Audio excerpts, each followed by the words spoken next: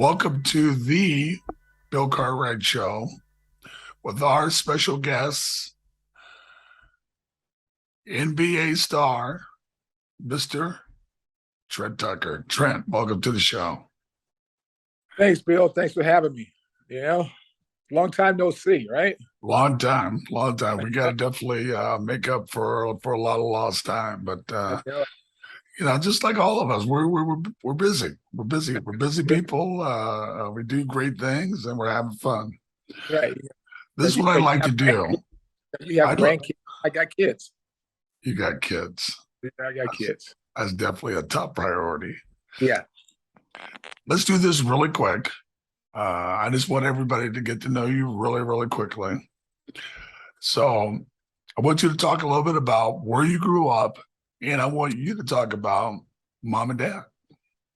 Well, those are good questions. I grew up in Flint, Michigan, but I was originally born in North Carolina. And I moved to Flint, Michigan at about the age of 6. And my father moved from the South to the North because at that time, GM was the major workforce in the state of Michigan and the city of Flint. So he had an opportunity to get a much better job, high paying job. And so we packed up the bag, sold the house, and left the South and went to the North. For me, Bill, I was a very, very fortunate, young person to have the luxury of having a mother and a father in the household. And you see a lot of kids today who may not have that same structure, but it pays so many dividends in a positive way for me because I was able to have that foundation. And when things were not going well, or I needed to understand how to navigate, through my young days, I had a mother and a father in the household who could help me go through that. And seeing what a father looks like on a daily basis, not only to produce, protect, and provide, but also, to be there, to help me understand some of these life lessons that I was going to have to learn along the way as a young man. And then having, the mother who was a rock of the family in the household on a daily basis was tremendous for me because my thought process was shaped by her. And as a young kid playing sports, sometimes you become very selfish because you think it's all about you.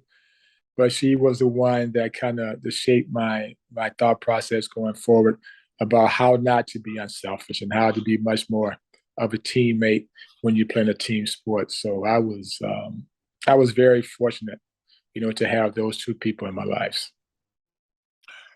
Hey, what did your dad do for a living? My dad worked for GM. He never became a high executive, but he was a skills tradesman for General Motors. And during that time, it was very hard to find, people of that nature who had the ability to have that natural skill. My mother and father now both are passed on, but all the good lessons that I learned from them, I still carry today. So you're in high school now. I just want you to talk about what kind of kid were you in high school? And we knew you played sports. Who motivated you then? Who was the guys that guided you throughout your high school career? Well, as you mentioned, I had the family structure was in place. I have 3 older brothers who was there to make sure I did the right things all the time. They drove me very, very hard. And they saw that I had some potential as an athlete. So they kept me focused. They kept me grounded, making sure I didn't, fall for all the other stuff that can happen to a person in an inner city environment. But also I was pretty driven myself. I was a self-motivator because I wanted something bigger than what Flint, Michigan had to offer. So being a high school student, I knew the importance of not only being a good basketball player or a good athlete, I had to be a good student as well. Academics and athletics, they go hand in hand, and you can't get one without the other. So if I was going to have a chance to see what the world had to offer, I had to become a good student also. So, hey, I did not know you had three brothers. So did any of those guys play basketball? You know, my three brothers, they were all better athletes than I were, but they grew up in a time, late 60s, early 70s, when the world was changing. And for them, they didn't have the same type of drive and energy to stick with it every single day. They were all about enjoying life. At that time, marijuana was very popular. So my brothers and them they were diving into all of the social things. Yeah. Become involved with all of the social things, you forget about what it takes to be an athlete. And if you're not driven and not focused, well, then you don't put the time in to become better at the game that you like. My oldest brother, Stan Tucker, who has passed on also at this stage, but he could have been an NFL player. He was about 6'6", 275 pounds. He had all the athleticism, but from a mental standpoint, he didn't want to do what it took every day to be a football player. He played against Earl Monroe when he was in college at Winston-Salem College down in North Carolina. He played against Jethro Pugh, who played for the Dallas Cowboys. So he was that type of athlete, but he just didn't have the mindset to stick with it every day. Okay, so you're off to college now after having a really good high school career. I know where you ended up. Talk about where you ended up and why did that happen? I think for me, I was motivated by not looking back. And when you leave home for the first time, you have a lot of naysayers, or you see people who have gone on before you, but they came back. And dealing with the pressure of going on a college campus, can be scary for a lot of young people. But for me, it was a motivator. It was something I always wanted. I wanted to be a part of something bigger, than high school. And the University of Minnesota offered that big opportunity to play Big Ten basketball against some of the best players in the country. I wanted to always be on the big stage. But to get to the big stage, there are a number of things you have to do before to prepare yourself to get there. And I think the number one key is to have self-motivation, to be willing to do whatever it takes on a daily basis to better yourself as a person and as a player, so that once you get here, you can survive and make it. And I think the one thing that I had going for me at that time was self-motivation. You don't see back in the day when I was growing up, a lot of parents didn't travel to go with their kids off to college. They didn't come to see every game every weekend. It's because, for one, we couldn't afford to do that.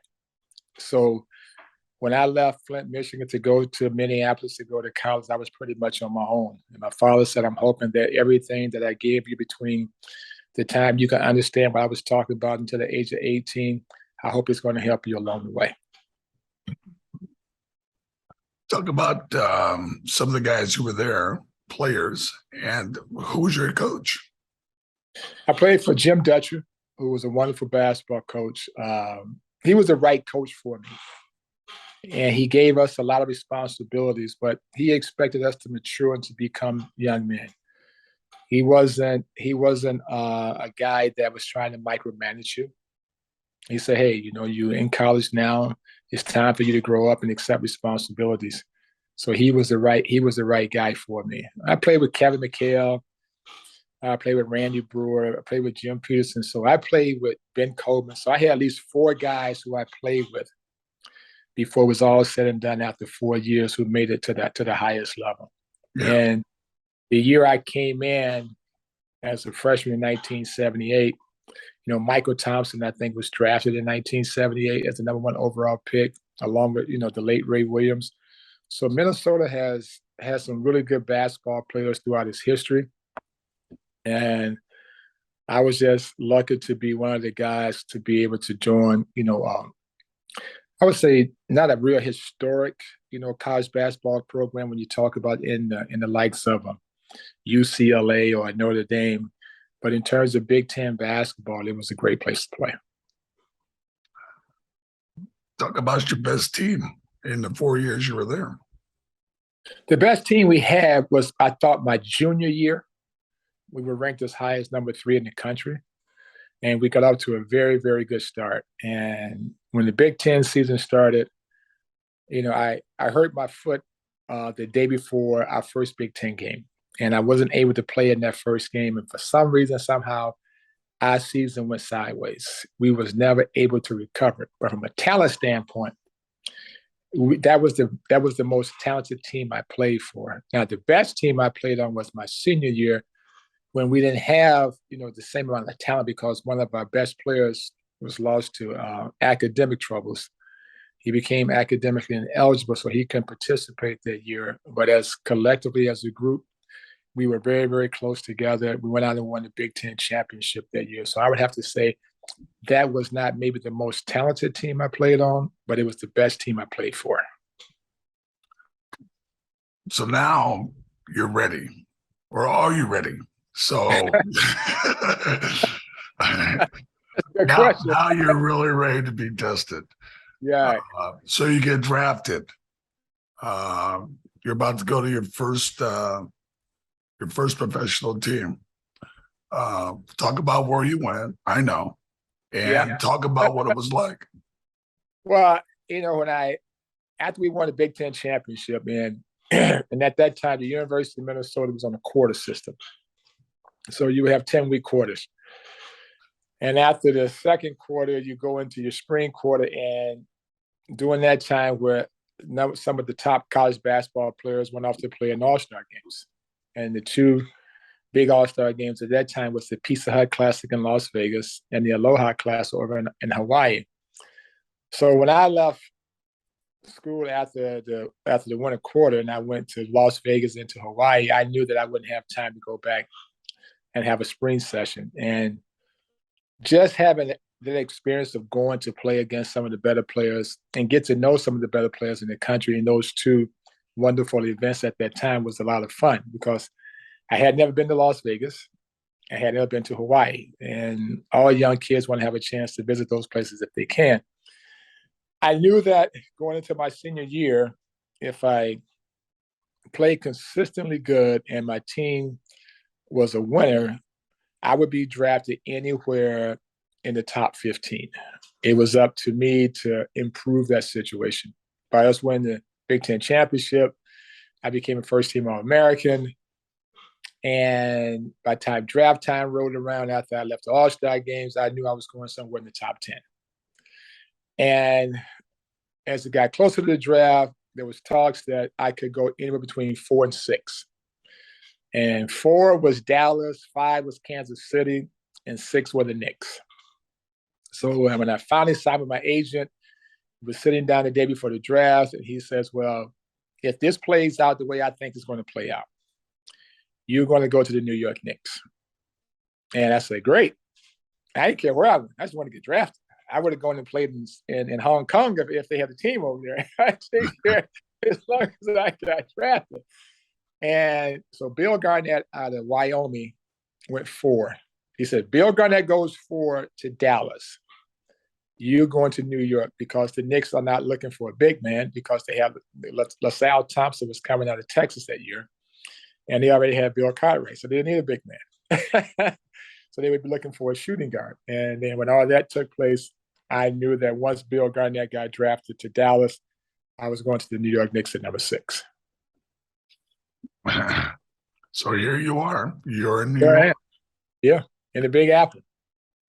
Talk about your first impressions. I know what mine were, because I was a kid from the West Coast and coming to New York. What was your first impressions of New York City? I had been to New York before as a kid, because I had some family members who lived in Queens.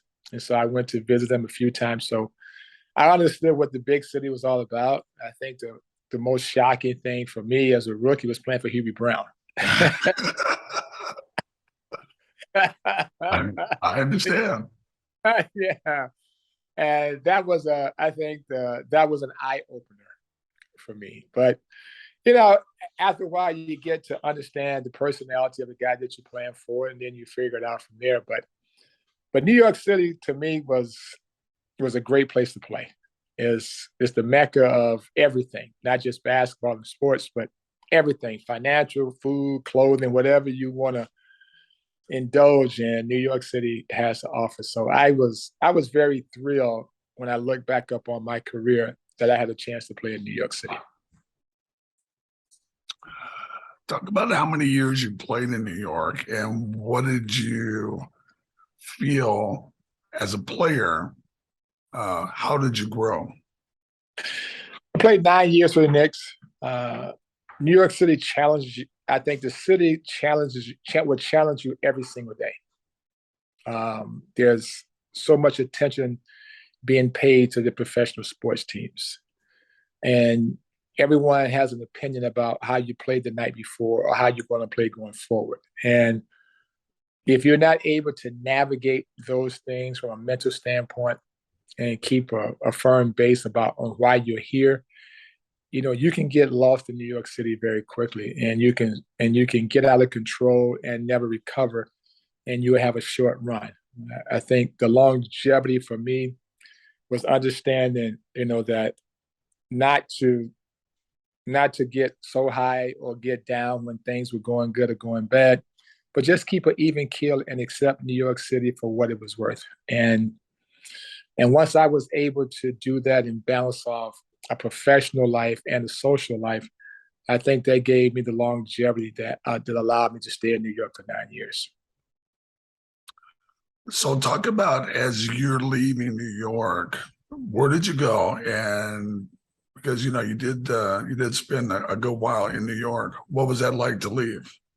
It was tough because it was the only city that I knew I had built a foundation there with had stability. I was thinking that I was going to be able to end my career in New York City. And it's very unfortunate that at the time when it happened, I was like, wow, I got to leave New York City and go somewhere else and play basketball. I don't want to go anywhere else and play because I want to stay in the city where I started things at. And maybe see if I could win a championship in New York. That's the only thing that I knew at that stage. Because it's not a rare occasion where a person goes to a city as a rookie and they finish their career there. That doesn't happen often. But once I was traded, when Pat Riley came in to Phoenix, I was traded along with Gerard Mustaf for Xavier McDaniel. And when I went to Phoenix, I knew that my contract was just a part of the transaction because the monies had to match up so that the trade could go through. But I realized that Phoenix didn't want me because at that time, you only had 12 players on the team. I was the 13th contract. They already had 12 guys set up. So I asked them to release me. They finally let me go. But by that time, the 91-92 season had already started. So I really didn't have a place to go. So I was out of basketball for a period of time. I worked out every day, kept myself in shape, hoping that at some point in time somebody might give me a call. And then in February, I got a call from the San Antonio Spurs and went there for about 25 games. And then when the season ended in 92, I didn't have a place to go at all. I didn't have a place to go. And I called a number of teams and never got any calls back, no responses from anybody. And it seemed like there was this negative, narrative about me being a bad person. And I was trying to figure out where they came from. I was like, do I really want to go through this again? Do I really want to fight this, whatever this negative narrative is going on? Or do I just want to call it a day? And I've got 10 years of pro basketball in and played a very long time. At this stage, I'm okay financially. I can go off and figure out what my next life is going to look like. But I wasn't ready to quit. I felt like I still had maybe another year left to play. But I had nowhere to go. But I continued to work out every single day. And as the summer went along, we get into early part of September, you're thinking, well, this may not happen. So all of a sudden one day I said, I'm going to work out. I'm going to continue to do this. Once training camp starts, maybe a veteran team, somebody might get hurt. They may not like the rookies. They may give me a call to give me a tryout. So one day in late September, I come home. Back then we didn't have cell phones. So you couldn't get your voicemail on your cell phone. You had to go home and get an answer machine. Walk in the house, probably have about 10 messages on my answer machine. You go through them. I get to the 10th one, and I hear this voice. And it says, "Hey, Tuck, this is Jerry Krause from the Chicago Bulls." I had to run the message back. I thought somebody was playing tricks with me, right? So I ran it back and said, "Hey, Tuck, this is Jerry Krause from Chicago Bulls. Give me a call."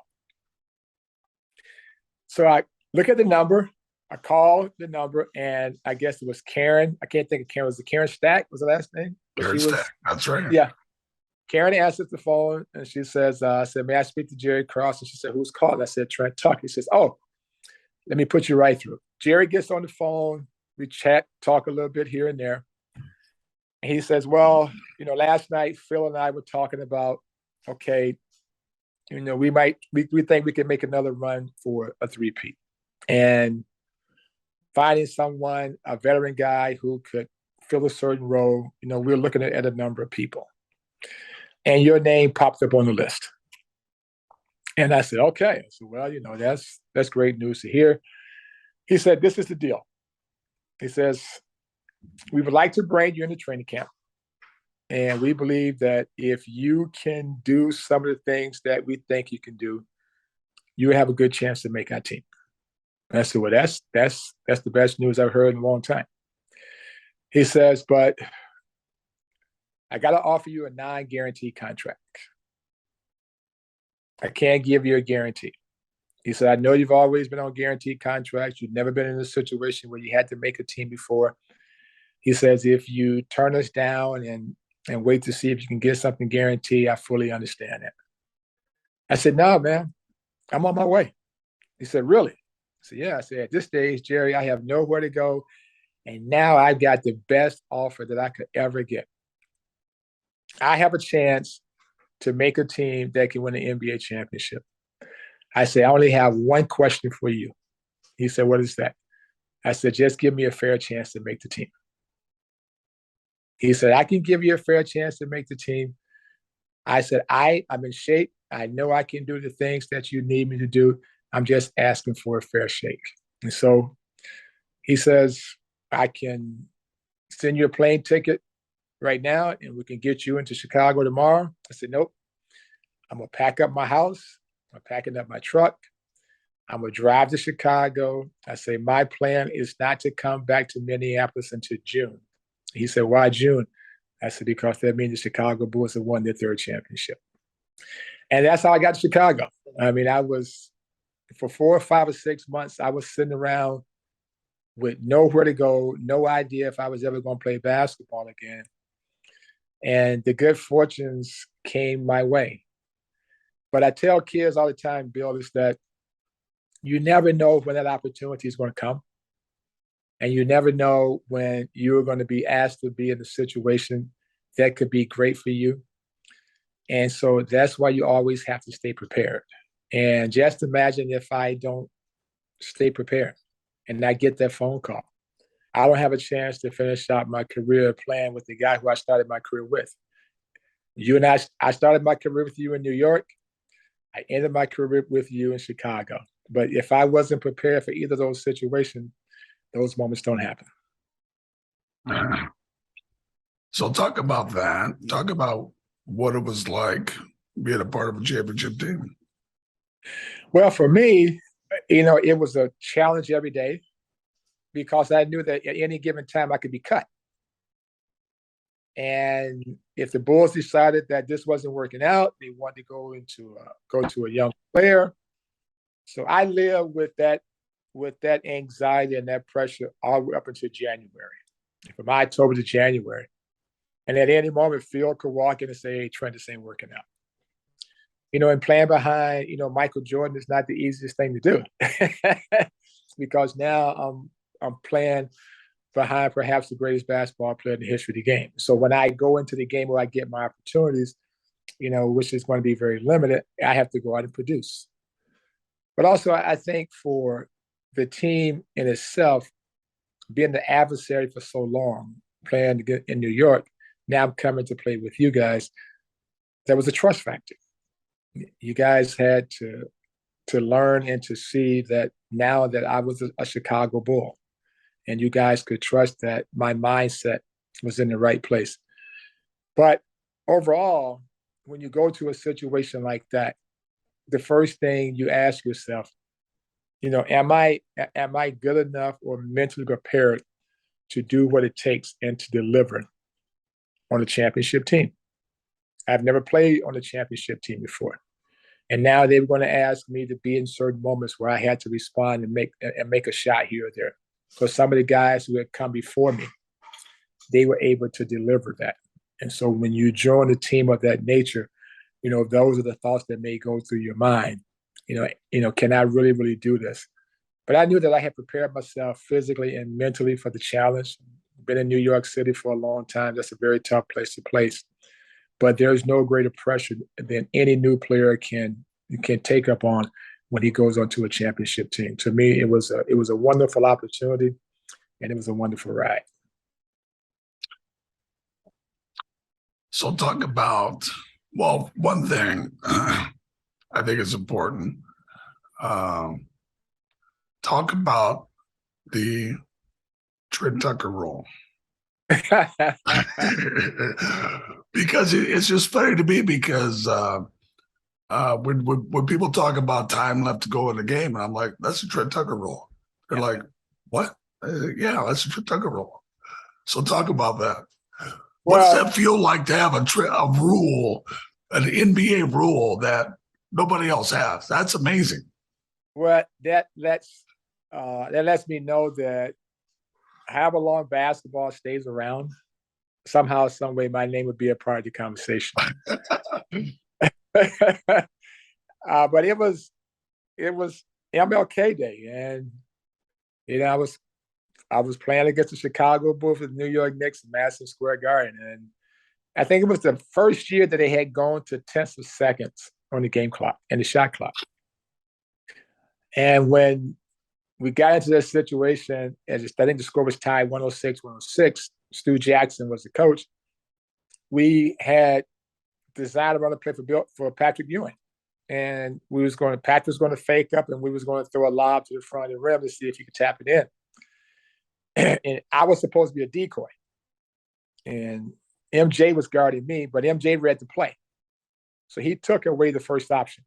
But we didn't have a second option because, if the first option is taken away, there is no second option with a tenth of a second left, right?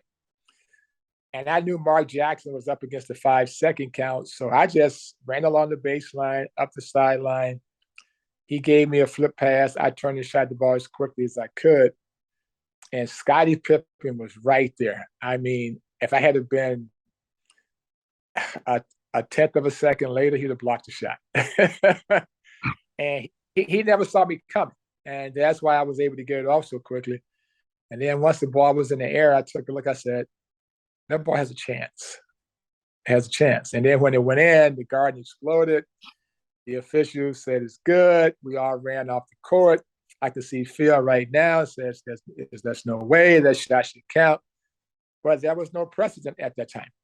There was no instant replay, or you couldn't go to the monitor to take a look. So it had to stand. So I would, for y'all, a lot of young kids today, they have no idea what the Trent Tucker rule is.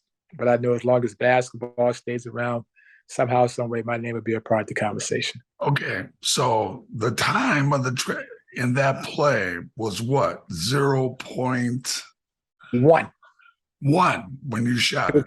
It was 1/10 of a second left. So they changed it to 0.3. Okay, so at 0.3, you can't get a shot off. From 0.3, you can catch and shoot. It has to be 3/10 or more where you can catch and shoot. That's what they were saying. So that night at that time, ESPN and CNN had a sports show, and Fox, everybody was running it back with their stopwatches and said it's humanly impossible for a guy to get off his shot in the 10th of a second. So the next week I had to go meet with the commissioner, David Stern. And called me in and says, well, the shot's going to stand. He says, but we all know that the shot should not have counted. And because there's no way that a person can get off a shot that quick. It's humanly impossible. But there's no precedent. So we have to go with it. So that's why we're going to change the rule. So I said, Mr. Commissioner, with all due respect, I beg to differ. and he says, what do you mean? I said, the reason you and I are having this conversation this morning, I said, because you saw a man make a shot in the 10th of a second. He said, Trent, get out of my office. Well, that is something that's extraordinarily special. Yeah. So now, your last year of basketball. So now you're done. You're done. You're done playing. So what are you thinking? What's next for you? I knew that when we won a championship against Phoenix, I knew I was done with basketball. I knew physically and especially mentally, I didn't want to do what it took to be an NBA basketball player again. I was 33 years old. I played 11 years. And I knew that the commitment to do this every day was something that I didn't want to do anymore. So I was happy, that I was able to leave the game on such a high note. I didn't want to leave the game as a transaction. I didn't want to people look at me and say, well, Trent Tucker left the Chicago Bulls because he was cut. I had a chance to lead the game the right way. And I know that for a lot of players, whatever sport it may be, when you reach the highest level, it's the hardest thing to do is to walk away. Because like you just asked the question, what's next? For so many years and for so long, the only thing that we've ever done was to get prepared to play at another level. Yeah. And when you're 33 years of age, you're pretty much a young man, but now your world has to change dramatically. The people that you have spent the last 5, 6, 7, 8, 9, 10 years hanging out with in the lifestyle that you've grown accustomed to, that's over. I don't see Bill Cartwright every day anymore. I don't see BJ Armstrong every day. I don't ride on the airplane and go from city to city and get ready for a game with Michael Jordan or Scottie Pippen or Patrick Ewing or Charles Oakley or John Starks. Now you're gone. Now you're gone. Now you go back to wherever your home is at, and you have to make an adjustment to a whole new life. Because the people now that you're going to hang out with, they have everyday regular jobs. We're used to playing basketball at 7:30 at night. We get finished at 9:30, 10. We go have dinner in New York City at 11. And then you get up and go to practice the next day. But when you leave the game, I think the biggest adjustment that people have to make is adjusting to a different way of living. The game is over. It's a scary proposition for a lot of us. But I think the one thing that helped me build the most was that I was ready to go. I was ready to leave basketball. I wasn't looking for another day to be a professional basketball player. I was ready to adjust to what life was next for me. So the first year, I took the whole year off. I came and watched you guys play. I went and watched the Knicks play. I think MJ retired that for the first time. He retired that year. I went and hung out with him in Palm Springs for a few weeks. I said, "No, what? This is not pretty bad. This is not a bad life at all." But I didn't have the pressure of being prepared to make another shot in a big game situation. I had lived through that. And for some people who fail, during those moments, they never get a chance to do it over again, and that their lives take a different direction. But after year one, I said, I need to do something. I just can't go work out every day. I just can't hang out and sleep until noon because I still got a lot of life left to live. And that's when I got into broadcasting. And then I went to work for the Timberwolves from 95 to 2000. And that was, I would say, Bill, that was a real nice fall back for me because it kept me around the game. I wasn't ready to leave the game totally. I didn't want to play anymore, but I still wanted to be a part of it. And it gave me a chance to get on the road and travel and go see my old teammates and visit some of the old cities and see some of the old people that I had gotten to know, during my 11-year run. And it was the right lifestyle. I was off in the summers like I was as an NBA player. And then I went back to work in October. And so it was fun. I was traveling, I was on the road, I was hanging out, I was young, I was still single, I didn't have any kids. So I was still doing the things that I did as a basketball player. I just wasn't playing. So that was a wonderful transition for me. So after that, because you're still relatively young. Yep. Now you're really kind of away from basketball. So what are you thinking? And what's your transition from there? I left broadcasting in the year of 2000. So then I started a nonprofit organization. And one of my greatest passions is always working with young people. And that was my next calling. And I was able to build an organization where I could lend some of my experiences to young people to see if I could help them navigate through some of the things they were going through and see the world differently for the first time and put them on the right track to success. And education has always been a huge key for me because without a good education, it is hard for any young person to make it today. So all of my transitions from basketball to the next things that I was able to do, they all fell in line for me, from broadcasting to run the nonprofit, being to work with the community to help kids grow and to see them not only graduate from high school, but to graduate from college and to become productive citizens, in the Twin Cities. That was a lot of fun for me. That was almost like winning the championship all over again. And then I ran celebrity golf tournaments where a lot of the guys would come back and support me. And just by having those teammates to come back and support was huge because the money that they were able to help me generate during that time wasn't for me, it was for the kids. And those kids benefited greatly, from the unselfishness of the people who came to support me during that time. And then I went on from there and went on to work at the University of Minnesota, went back to my alma mater and took a job there for 5 years. So that was another great transition because I was working now in higher level administration. I wasn't on the athletic side. I was working on the school side. So for the first time, I was getting to see a different side of the university and just to get to see how the university operated on a daily basis.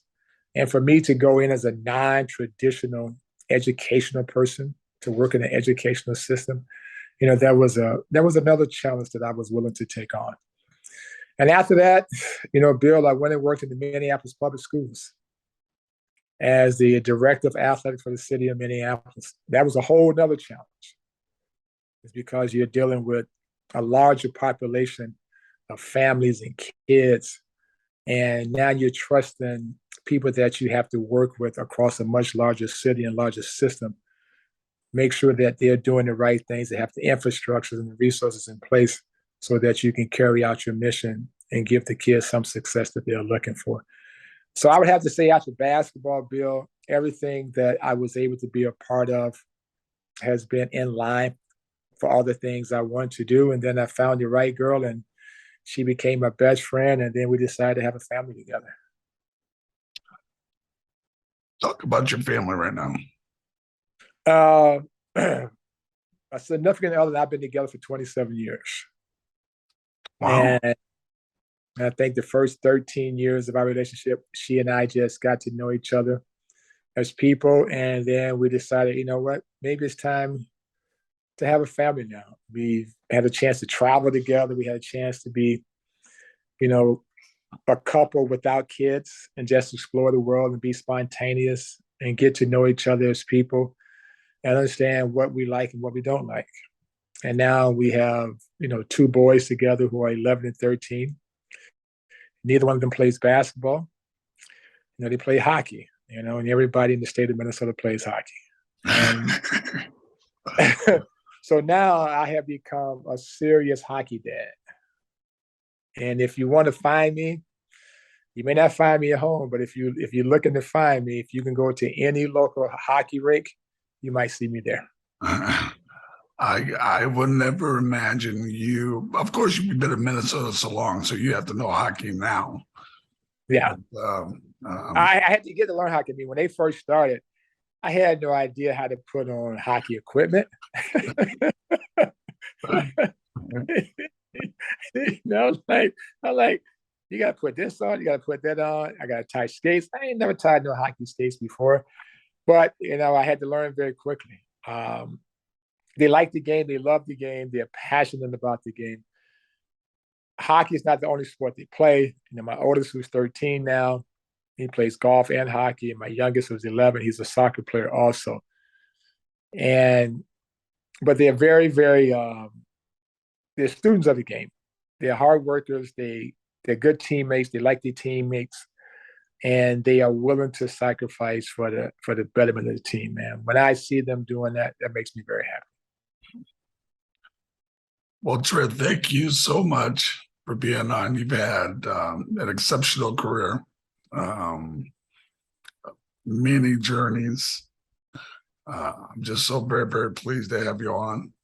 Thank you so much. And we're going to have to figure out sometime, because I still run around a lot, and I know you still do too, but we'll figure it out where maybe I'll make it down to the Midwest. Or I come out to the West Coast. San Francisco is always one of my favorite cities. Yeah, and it's warm around here too. Yeah, I know. It's snow out here. But maybe if my kid becomes good enough, he can play for the San Jose Sharks. That's right. Now you're talking. But right now I'm retired and I can collect Social Security. How about that?